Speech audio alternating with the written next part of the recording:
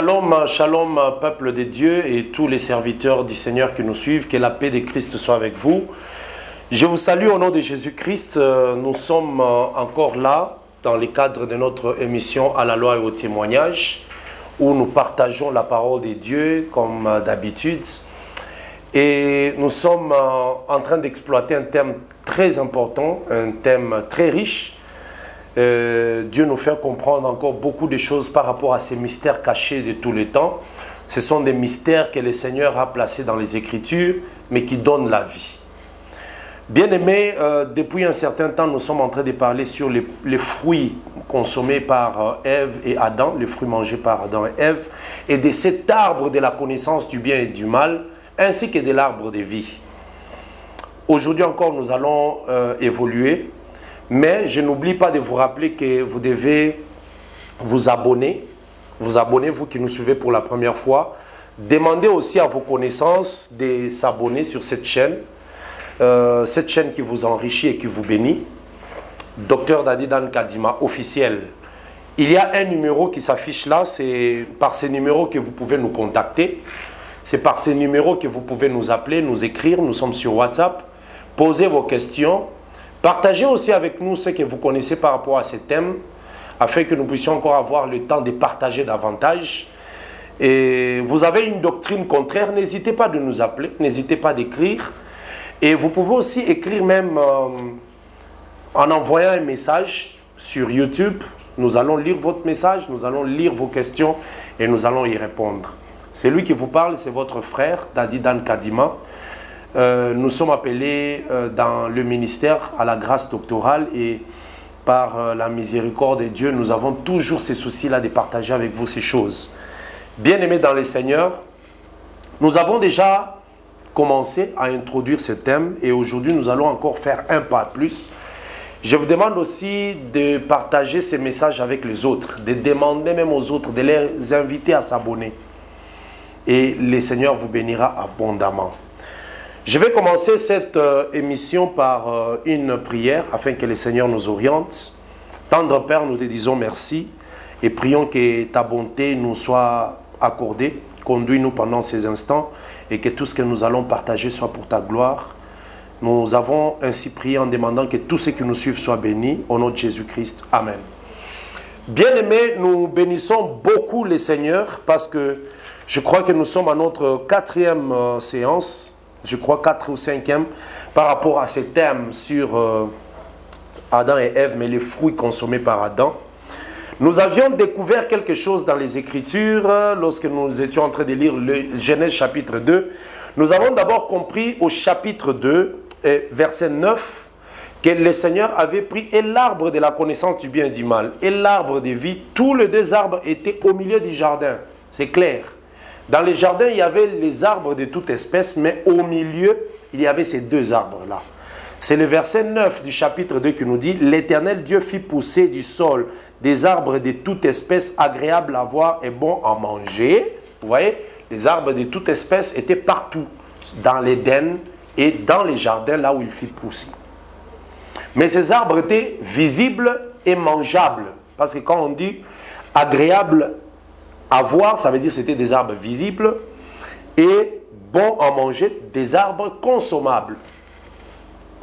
Et on dit, et l'arbre de la vie au milieu du jardin, et l'arbre de la connaissance du bien et du mal. Donc l'arbre de vie et l'arbre de la connaissance du bien et du mal étaient au milieu du jardin. J'insiste pour ça parce que aujourd'hui nous allons aller dans l'angle aussi spirituel par rapport à ces deux arbres.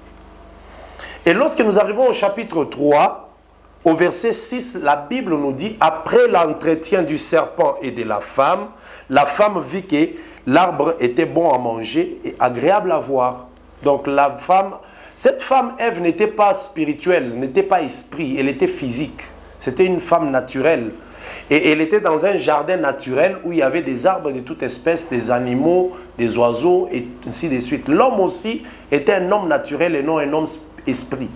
Et puis ces deux-là n'avaient même pas le Saint-Esprit. J'insiste parce que des hommes baptisés du Saint-Esprit, c'est venu après. Le Seigneur a commencé à mettre son Esprit Saint, je dis bien le Saint-Esprit, Parce que quand on dit que l'homme avait le corps, l'âme et l'esprit, c'est l'esprit de l'homme. Mais le Saint-Esprit, Adam et Ève n'étaient pas baptisés du Saint-Esprit pour qu'ils aient à comprendre les choses spirituelles en disant, quand on dit arbre de vie, ça veut dire Jésus. Adam ne savait pas que l'arbre de vie, c'est Jésus. Ève ne savait pas que l'arbre de vie, c'est Jésus. Il savait qu'il y a un arbre au milieu du jardin. Je vais vous expliquer d'ailleurs ça. Ces deux arbres étaient là ensemble, au milieu. Et l'arbre que Adam voyait et que Ève voyait, c'était l'arbre de la connaissance du bien et du mal, et non l'arbre de vie. Ça, je vais vous expliquer. Alors, la femme a pris les fruits de cet arbre visible et consommable, il l'a mangé, il l'a donné aussi à son mari. Donc, il faut que ces choses-là s'arrêtent avec des histoires créées par des gens. C'était les rapports sexuels et tout et tout. Dieu n'aura pas honte de dire qu'il y avait un rapport sexuel entre les serpents et la femme. Dieu n'aura pas honte. Parce que Dieu a déjà parlé des rapports sexuels entre David et la femme de Uri. Entre Abraham et Agar. Avec toutes ces personnes-là. Même les enfants de David, Amnon et Tamar, tout ça, ils ont eu il y a eu actes sexuels, Dieu en a parlé. Donc Dieu n'aura pas honte de dire que Adam connut sa femme ou bien les serpents connut la femme. Dieu n'aura pas honte. Il n'y a rien de révélation, il ne faut pas créer des choses. Donc c'était des arbres qu'ils ont mangés. Mais c'était deux arbres que Dieu a utilisés en cette époque pour donner comme matériel didactique. Des arbres physiques. Mais le souci c'est de savoir ces deux arbres-là, quels sont-ils? Quels sont ces deux arbres? Et on a commencé à dire que lorsque Dieu a détruit le monde et qu'il a recommencé le monde avec Noé, nous avons vu dans la vie de Noé deux arbres. Le premier arbre qui lui a montré que la vie est revenue sur la terre, c'est l'olivier. Donc avec la feuille d'olive, Noé a compris que la vie est revenue sur la terre. Donc, l'information de la vie a été donnée par l'olivier. L'olivier, c'est un arbre de vie à cette époque-là. Parce que malgré que Dieu avait détruit tous les arbres, l'olivier n'était pas mort. L'olivier restait là. Et l'olivier était un signe. Lorsque Noé est sorti de l'arche, là maintenant, par rapport à l'olivier, nous sommes dans Genèse. On doit évoluer parce que nous devons faire comprendre toutes ces choses-là. Donc, dans Genèse chapitre 8, à partir du verset 11, l'olivier est venu signaler à Noé qu'il y a la vie sur la terre. Et Noé était obligé de sortir de l'arche. Lorsque Noé sort de l'arche, Noé n'a pas voulu planter tout autre arbre. Manguier, bananier, avocatier, non. Il a planté la vigne qui donne le raisin. C'est le raisin dont il a pris, il en a pressé, il a fait le vin, il a bu, il s'est enivré et il est resté nu comme son père Adam. Ça veut dire quoi? Dieu parle en répétant de plusieurs manières. Là, il a caché, mais ici, il révèle. Il faut comprendre ça. Mais maintenant, dans la manière de Dieu, il en parle aussi d'une autre façon. Lorsque maintenant le peuple de Dieu, Israël, commence la marche, vous allez voir que l'Éternel, lorsqu'il a interdit à Adam l'arbre de la connaissance du bien et du mal, mais Adam a mangé, on l'a chassé, on a aussi interdit l'arbre de vie. Donc on a fermé les jardins pour qu'Adam ne touche pas l'arbre de vie. Parce que quand il a mangé l'arbre de la connaissance du bien et du mal, les yeux se sont ouverts, maintenant il pouvait voir l'arbre de vie. Avant, il n'avait pas vu. Il pouvait maintenant voir. Parce qu'il faut savoir qu'il y a quelque chose caché dans l'autre. J'expliquerai ça dans quelques minutes. Je m'excuse. C'est comme lorsque Samson a déchiré les lions. Il a laissé les lions, il est parti. Mais lorsqu'il est rentré plus tard, il a trouvé le miel dans les lions. Mais lorsqu'il déchirait les lions, il n'avait pas vu le miel. Le miel était dans le lion. C'est ça. L'arbre de la connaissance du bien et du mal ne permettait pas à Adam de voir d'abord l'arbre de vie. C'est lorsqu'il a mangé que les yeux se sont ouverts, qu'il pouvait maintenant voir l'arbre de vie. C'est une autre dimension des choses. Voilà pourquoi nous allons toucher la partie spirituelle. Alors, c'est ainsi qu'on les a chassés, on a interdit l'arbre de vie. Noé aussi, lorsqu'il est sorti de l'arche, l'Éternel lui a maintenant donné l'occasion de manger les animaux. Parce qu'avant, il ne mangeait que des plantes, les fruits, les plantes. Mais il a eu l'occasion de manger les animaux. Mais les descendants de Noé, le peuple d'Israël qui est venu après, l'Éternel leur a interdit de boire le sang Parce que déjà à l'époque de Noé, c'est dans Genèse chapitre 9, il est interdit de boire le sang. Dans Genèse, il est interdit de boire. On a dit que si tu tues l'animal avec le sang, on te redemandera le sang. Et le sang de l'homme et le sang de l'animal. C'était interdit de boire le sang, selon la loi. Et les animaux étouffés avec le sang ne pouvaient pas être mangés. Vous voyez, pourquoi on a interdit le sang? On a interdit le sang parce que dans l'arbre aussi, il y a un fruit qui a le sang. Dans l'animal, il y a le sang. Dans l'arbre, il y a le fruit. L'arbre qui a le sang, c'est la vigne qui produit le raisin. Voilà pourquoi il y a deux choses qu'on a interdites. Le sang dans l'animal et le sang dans l'arbre. Le sang dans l'arbre, c'est le vin. Deutéronome chapitre 32, on avait déjà lu ça. La Bible nous dit que le sang dans l'arbre, c'est le raisin, le vin. Deutéronome 32, la Bible nous dit ceci. Verset 14. Israël a mangé la crème des vaches, le lait des brebis, avec la graisse des agneaux, les béliers des bassins, les boucs et la fleur des farines. Et il a bu le sang des raisins. Vous voyez, le raisin, c'est un fruit, mais qui a du sang. Et on a dit le sang du raisin qui s'appelle le vin. J'ai insisté que voilà pourquoi Jésus, les jours avant sa mort, a donné aux apôtres le vin en disant que c'est son sang. Donc le sang du raisin. Donc quand on interdit le sang dans l'animal, dans l'arbre, on interdit le vin qui est le raisin. Donc Adam avait mangé le raisin. Et Noé aussi a pris le raisin, il en a fait les vins, il a bu. Donc et Adam et Noé, ils ont mangé les raisins. C'est à cause des raisins qu'ils ont mangé que le péché est descendu sur les enfants. Ça, c'est ce que la Bible nous dit dans Ézéchiel. Les pères ont mangé les raisins verts et les dents des enfants ont été agacées. Vous voyez? Donc là, il faut bien comprendre ces choses parce que vous risquez de tomber dans des doctrines étrangères, des doctrines des démons qui enseignent qu'il y a eu un problème de l'acte sexuel. Ce n'était pas l'acte sexuel. Aucune écriture ne les défend. Et aucun prophète ne peut amener une révélation en dehors des Écritures. Jésus-Christ a dit, n'allez pas au-delà de ce qui est écrit par les apôtres, par l'apôtre Paul. Donc voilà, c'est ainsi que nous avons évolué jusqu'à ce niveau-là. Et lorsque Israël avait l'interdiction de manger le sang de l'animal, plus tard on a interdit de manger la graisse. Or la graisse c'est l'huile. La graisse, c'est l'huile. Là, je vais lire ça dans Lévitique.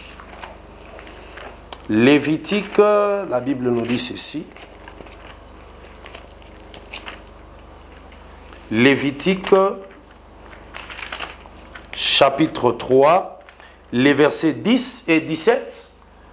C'est ici une loi perpétuelle pour vos descendants. Dans tous les lieux où vous habiterez, vous ne mangerez ni graisse ni sang. Vous voyez? Pourquoi?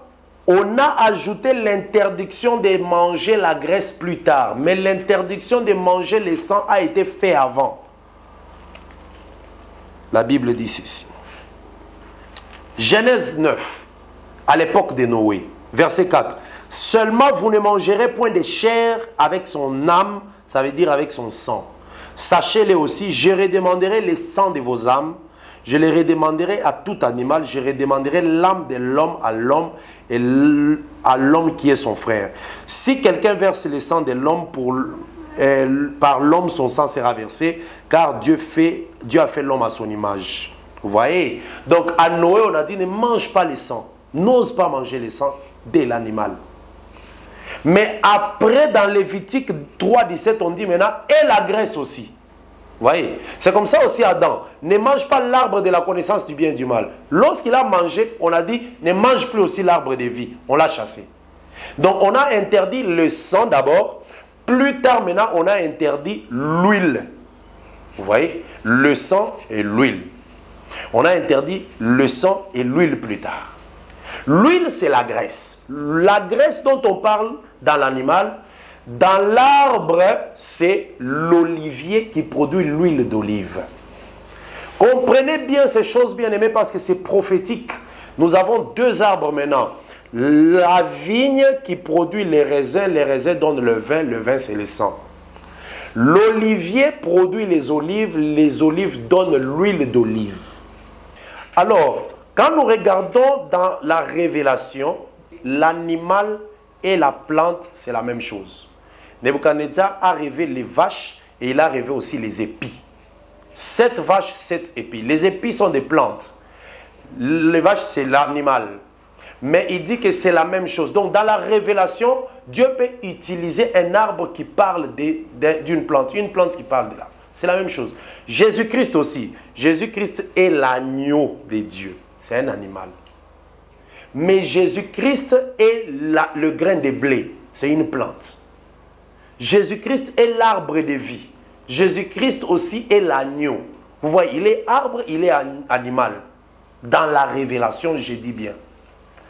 C'est ainsi, bien aimé, ces deux arbres sont maintenant en présence de nous, dont nous voyons que Dieu, quand il a fait les arbres, il avait pris deux arbres comme des matériels didactiques qu'il a placés dans les jardins, la vigne et l'olivier.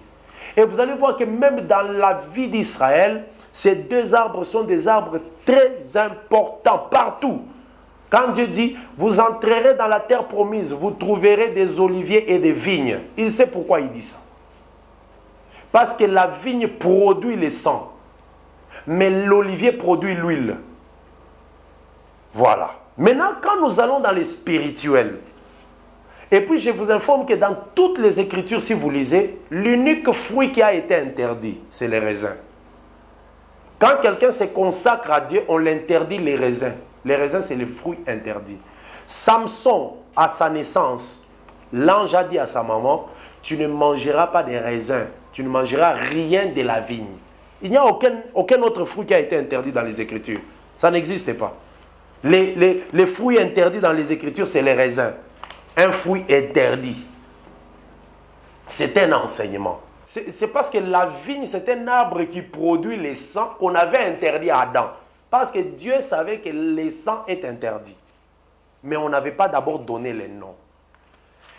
Et c'est un arbre dont on parle de la circoncision. Un arbre qu'on peut circoncire. Est-ce que vous avez déjà entendu un arbre qu'on peut circoncire?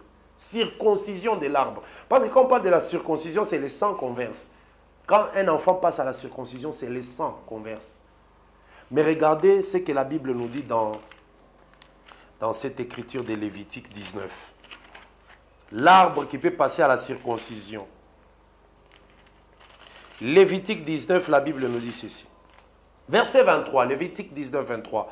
Quand vous serez entrés dans les pays que vous y aurez planté toutes sortes d'arbres fruitiers, vous en regarderez les fruits comme incirconcis.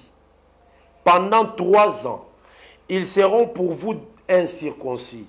On n'en mangera point. La 4e année, tous leurs fruits seront consacrés à l'Éternel au milieu des arbres. On va évoluer. En tout cas, il y a des passages et des passages. On va prendre beaucoup de temps pour asseoir ces choses parce que la Bible, l'Esprit de Dieu explique ce que l'Esprit avait dit aux gens d'écrire. Donc, le Saint-Esprit qui avait poussé les gens à écrire, c'est le même Saint-Esprit qui doit expliquer les choses. Or, le Saint-Esprit qui explique ne peut pas aller au-delà de ce qu'il avait dit aux gens d'écrire. Maintenant, dans le sens spirituel, parce que là, c'était des arbres physiques. Maintenant, dans les spirituels, ces deux arbres représentent quoi? Les deux arbres représentent la loi et la grâce. Voilà ce que nous devons comprendre. La loi et la grâce. Il faut d'abord savoir que l'arbre de la connaissance du bien et du mal, ce n'est pas les diables. L'arbre de la connaissance du bien et du mal, ce n'est pas les serpents. Ça, c'est un enseignement démoniaque. La Bible dit arbre de la connaissance du bien et du mal. Ça veut dire c'est l'arbre du discernement du bien et du mal. C'est un arbre qui permet de connaître et le bien et le mal. Ce n'est pas les diables. La Bible dit dans Lamentation que et les maux et le bien viennent de l'Éternel. Maintenant, regardez comment est-ce que Paul explique maintenant cet arbre par rapport à la nouvelle alliance. Je vais lire Romains chapitre 7. Romains chapitre 7. La Bible nous dit ceci. Romains 7, verset 5. Car lorsque nous étions dans la chair, les passions du péché provoquées par la loi agissaient dans nos membres, de sorte que nous portions des fruits pour la mort. Vous voyez? Donc, quand nous étions dans la chair, il y avait des passions qui produisaient des fruits pour la mort. Lorsque nous étions dans la chair, les passions du péché provoquées par la loi. Vous voyez? La loi provoquait des passions du péché, mais qui produisaient les fruits de la mort. La loi. Mais maintenant, nous avons été dégagés de la loi, étant morts à cette loi sous laquelle nous étions retenus, de sorte que nous servons dans un esprit nouveau et non selon la lettre qui a vieilli. Donc, Paul nous dit que la loi produisait des fruits qui donnent la mort. Et il dit au verset 7, que dirons-nous donc? La loi est-elle péché? Non, loin de là. Mais je n'ai connu le péché que par la loi. Car je n'aurais pas connu la convoitise si la loi n'y dit tu ne convoiteras point. Vous voyez? Donc, la loi a été comme un arbre qui permet de connaître les biens et les mal. Il dit, si la loi n'était pas là, je n'allais rien connaître. Si cet arbre n'était pas au milieu du jardin, Adam n'allait rien connaître. N'allait pas connaître les biens et les mal. Il a connu les biens et les mal par cet arbre. La même chose aussi, la loi, c'est la loi qui produit les fruits qui donnent la mort, mais la loi vient de Dieu. C'est comme cet arbre-là. C'est un arbre qui vient de Dieu, mais qui a produit la mort. La loi, c'est ça l'arbre. C'est ainsi que dans la loi, il y avait le sang. Dans la loi, il y avait le sang. C'est comme ça que tout se faisait avec le sang dans la loi. Pour obtenir le pardon, le sang, il faut verser le sang. Dans la loi, il y avait le sang. C'est comme ça que la loi est venue avant la grâce. L'arbre de la connaissance du bien et du mal s'est présenté à Adam avant l'arbre de vie. Donc, l'arbre que Dieu avait placé, qui était la vigne, typifiait ou annonçait l'arrivée de la loi. Et la loi a produit la mort. Tout Israël, malgré qu'ils avaient la loi, ils étaient toujours morts parce qu'ils n'ont pas produit la foi. Donc, l'arbre de la connaissance du bien et du mal, qui était la vigne dans les jardins, c'était l'image de la loi. Je vais t'expliquer ça facilement. C'est comme l'arche de Noé, qui était une arche réellement, c'était l'image de Jésus. Maintenant, l'arbre de vie, c'est la grâce. L'arbre de vie, c'est la grâce. L'arbre de vie, c'est la grâce. La grâce amène l'huile, l'onction. C'est ça l'arbre de vie. Maintenant, pour arriver à l'arbre de vie, il faut être tué. Parce qu'on avait déjà fermé l'arbre de vie, on a mis des chérubins avec l'épée. Adam ne pouvait plus rentrer dans les jardins pour aller prendre l'arbre de vie, qui produit l'huile, la grâce. Maintenant, il fallait que quelqu'un vienne mourir pour toucher cet arbre-là. Voilà pourquoi Jésus-Christ est venu à l'époque de la loi. Et il fallait que la loi, il meure selon la loi pour qu'il nous donne la vie. Donc, les deux arbres parlaient de la loi et de la grâce. Jésus-Christ est le type de l'olivier véritable qui donne l'huile. C'est Jésus-Christ. Moïse est le type de la vigne qui donne le sang, qui produit les fruits de la mort, les fruits pour la mort. Donc, Adam a mangé les fruits, il est mort. Ève a mangé les fruits, il est mort. C'est quel arbre qui donne les fruits pour mourir? Dans l'explication des choses, c'est la loi. La loi a amené la mort. Ça, on va donner ça en profondeur avec beaucoup de terres. Vous comprendrez que la loi avait amené la mort. Mais c'est la grâce qui apporte la vie. Je vais terminer par 2 Corinthiens chapitre 3. 2 Corinthiens chapitre 3, la Bible nous dit ceci. 2 Corinthiens chapitre 3. Je vais commencer à partir, la lecture à partir du verset 6. Il nous a aussi rendu capables d'être ministres d'une nouvelle alliance, non de la lettre, mais de l'esprit, car La lettre tue, mais l'esprit donne la vie. La lettre, c'est ça la loi. La loi. La lettre, c'est la loi. Parce que la lettre, c'est la loi. La loi, c'est la lettre sans explication. Ça tue. Quand tu lis, tu mourras. Mais l'esprit donne la vie. C'est ça maintenant la grâce. Or, si le ministère de la mort, vous voyez, gravé sur des tables de pierre. Donc quand on avait gravé les lois sur les tables de pierre, c'est le ministère de la mort. C'est ça l'arbre de la connaissance du bien et du mal. Le ministère de la mort. Et la Bible, s'il appelle la loi le ministère de la mort, ça veut dire Moïse est ministre de la mort. Moïse n'a jamais amené le salut en Israël. Mais maintenant, après cette époque, Jésus qui vient, lui vient avec le ministère de l'esprit, l'huile, l'onction.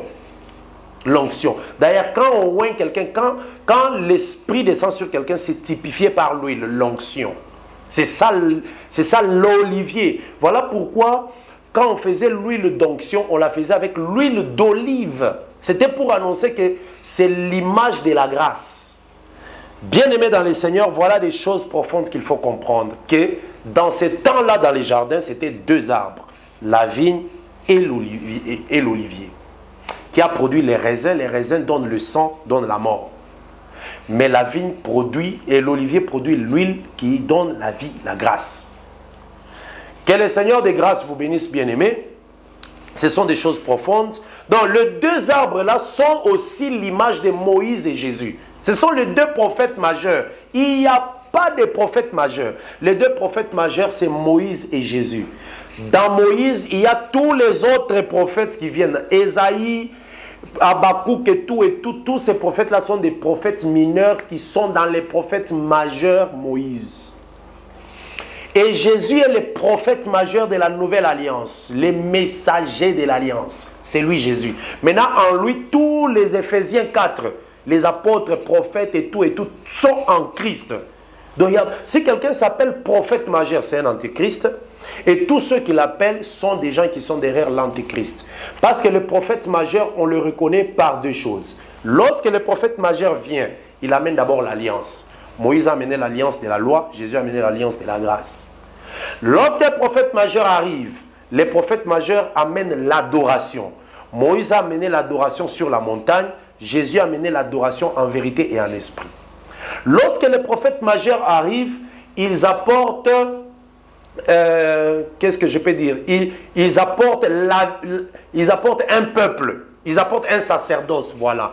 Moïse a apporté le sacerdoce lévitique, Jésus est venu avec les sacerdoces de Melchisédek. Alors, s'il y a un autre prophète majeur, montrez-nous la loi qu'il a amenée, l'alliance qu'il a menée, les sacerdoces qu'il a menés. Donc vous comprendrez que ce ne sont que des antichrists en cravate, en veste. Donc il faut respecter les Écritures et la parole. L'enseignement sur que le serpent a connu Ève, c'est un enseignement diabolique, satanique. Que la paix de Christ soit avec vous, que le Seigneur de grâce vous bénisse. Appelez-nous au numéro affiché, écrivez-nous, posez des questions. Même si vous venez nous voir pour partager, nous sommes prêts, on peut partager. Que la paix du Seigneur soit avec vous. C'était votre frère, Dadi Dan Kadima. Nous bénissons le Seigneur, nous nous retrouvons à la fois prochaine. Et je vous expliquerai encore ces deux arbres sous une autre portion ou sous un autre angle. Soyez bénis, shalom chez vous au nom de Jésus-Christ.